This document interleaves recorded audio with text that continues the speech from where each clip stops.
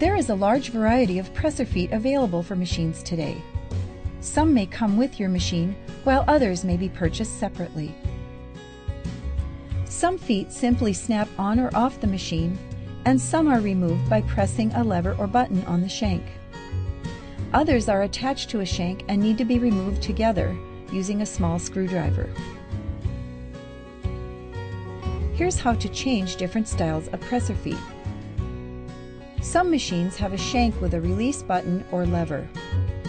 This is pressed so that the foot releases. Place the desired foot on the needle plate, aligning the foot holder with the presser foot pin. Lower the presser foot lifter so that the foot holder snaps onto the foot. Some feet already have the shank attached, so it will be necessary to remove the shank currently on the machine in order to put the new foot on. Use a small screwdriver to loosen the shank on the machine and completely remove the screw. Set the new foot and shank in place, then replace the screw and tighten it securely. Let's take a look at some different presser feet. The satin foot, or applique foot, has many uses. It is commonly used for projects where the decorative stitching is very dense. This foot has a tunnel or groove on the underside, allowing densely sewn stitches to pass freely under it. The most common use for the satin foot is applique. Appliques are normally applied to a project using either a blanket stitch or a dense satin stitch. Secure the applique to the base fabric with either a fusible web or with fabric spray adhesive. Place tearaway stabilizer under the base fabric to help the dense stitches sew smoothly. Stitch around the applique, stopping to pivot at corners and curves. When the zipper foot is attached to the machine, the straight stitch can be used to insert zippers. The zipper foot has a left side and a right side, so that you can sew with the needle to the left or right of the foot, depending on your project. There are several types of zipper applications, but we'll show you one application called the centered zipper. Sew the seam of the garment, but machine baste the part of the seam where the zipper will be inserted with a long straight stitch. Press the seam open. Remove the regular presser foot and attach the zipper foot so it is to the right of the needle. Place the zipper face down on the seam with the zipper coil directly on the seam line and the top stop about 3/4 to 1 inch below the top edge. Machine baste the zipper in place.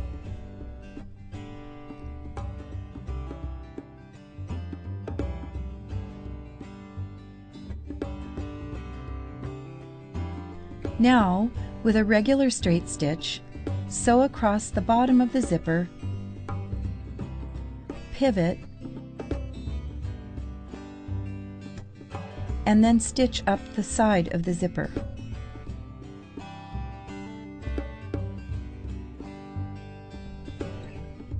Now move the zipper foot so it is to the left of the needle, then stitch the bottom, pivot, and sew up the other side of the zipper. Remove the basting. Invisible zippers are most often seen in the center back or side of garments, as well as in home deck accessories. This zipper application is often thought of as very difficult to do. However, it's really one of the easiest when you use the invisible zipper foot. The invisible zipper is sewn to the garment before the seam is sewn, instead of afterward, which is just opposite of other types of zipper applications such as centered or lapped zippers.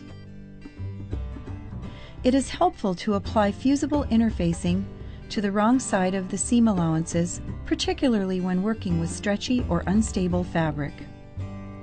Cut 2 pieces of interfacing 1/2 inch wide and about 1 inch longer than the zipper itself.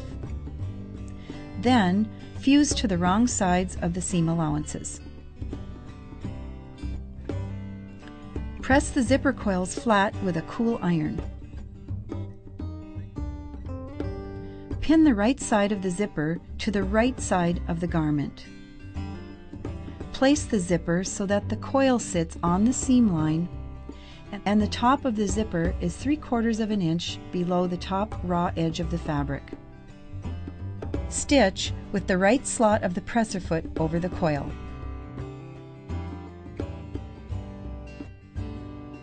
Then, pin the other side of the zipper tape to the right side of the other garment section. Stitch with the coil in the left slot of the foot. Place the regular zipper foot on the machine so the foot is to the left of the needle. Set the needle in the far right position.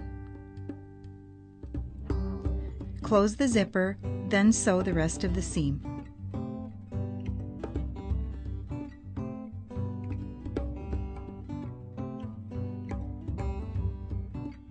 The adjustable zipper cording foot has a screw on the back, making it possible to move the foot manually to the left or right.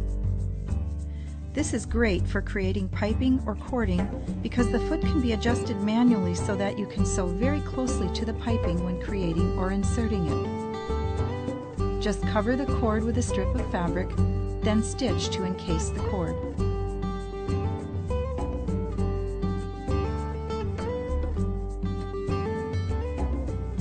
It can now be applied to your project.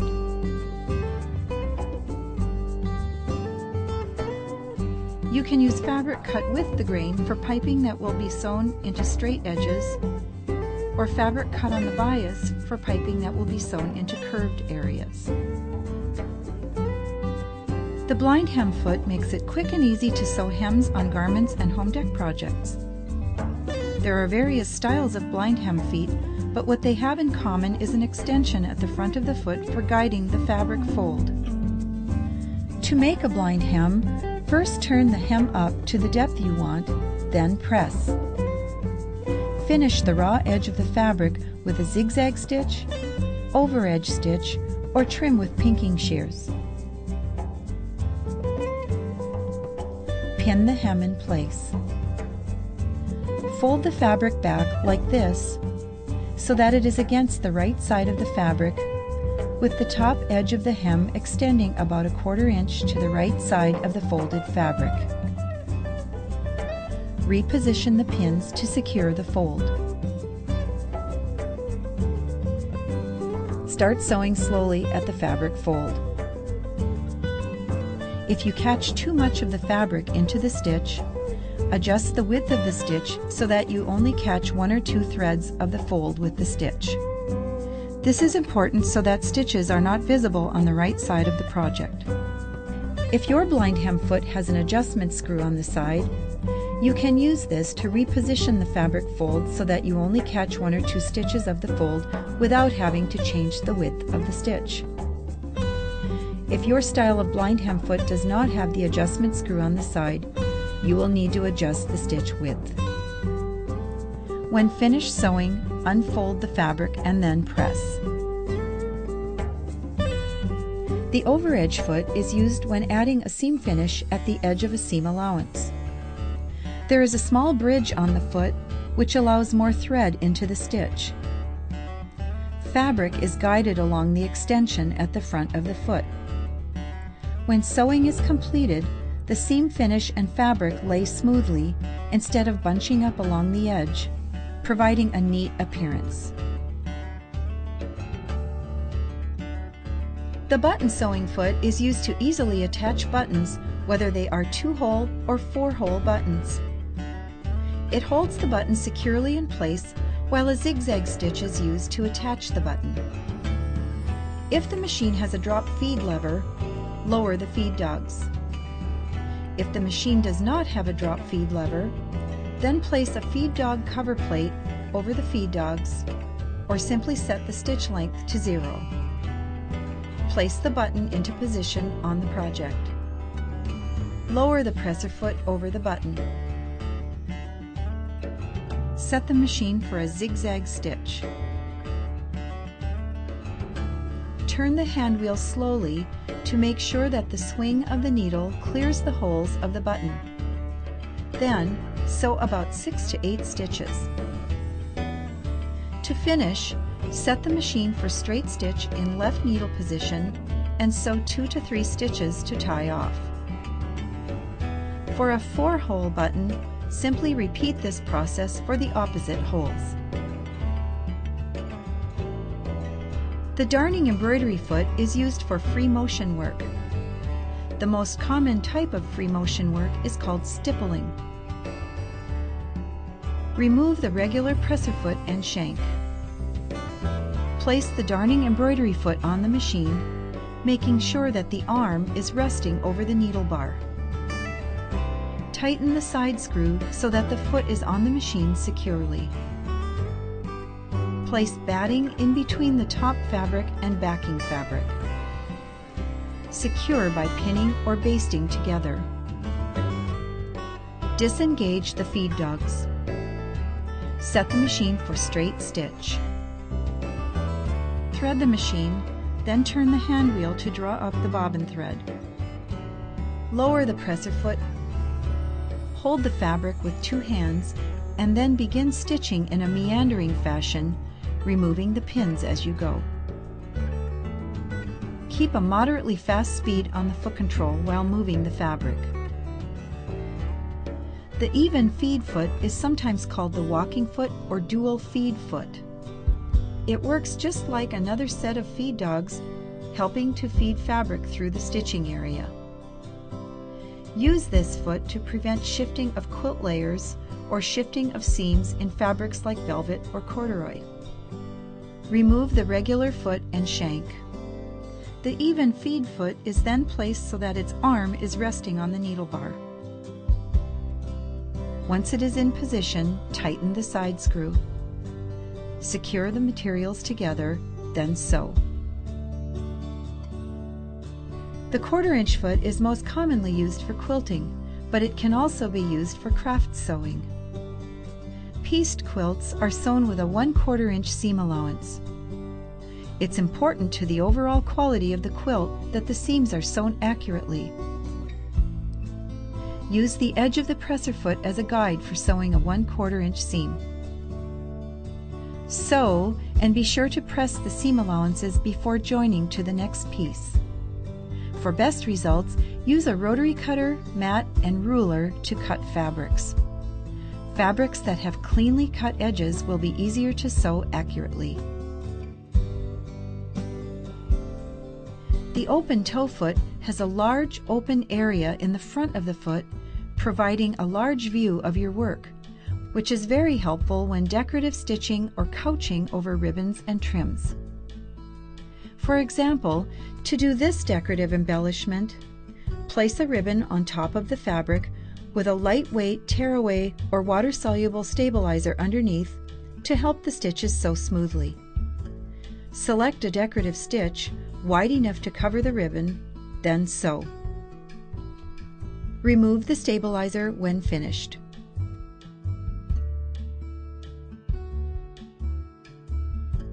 The edge joining foot is used for joining trims or fabrics.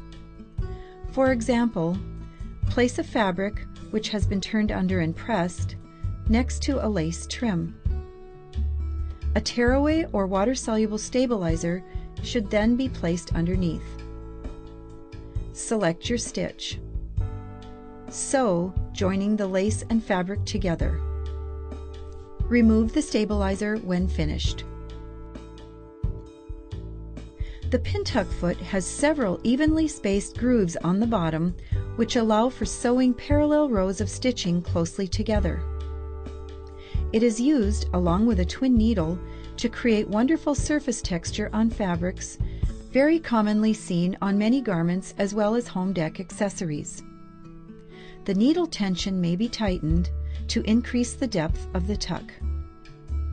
After sewing the first tuck, place the fabric under the foot again with the previously sewn tuck under one of the grooves of the foot.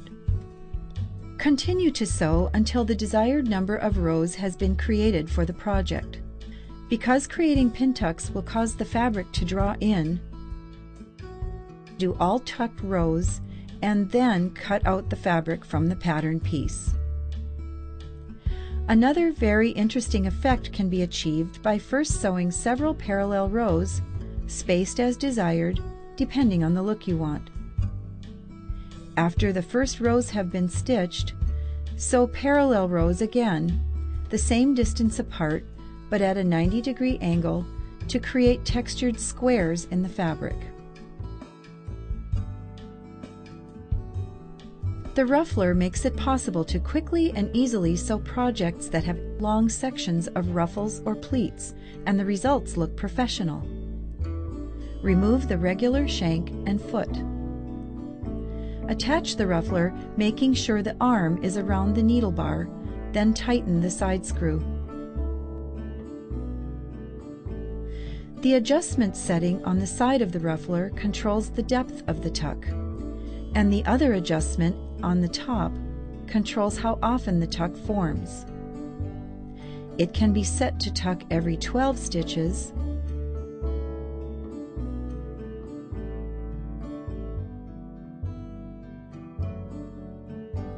every 6 stitches,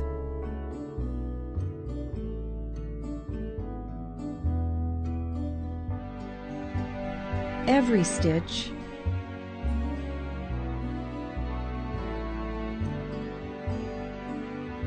or not at all. The more often it pleats, the more fullness it makes. The other adjustment controls how deep a tuck the ruffler makes. Smaller pleats will result in softer ruffles, and deeper tucks will create fuller ruffles. The cording foot has grooves on the top, which are used to guide a yarn or cord. Stitches are sewn over cords placed into the foot, as the foot guides them evenly.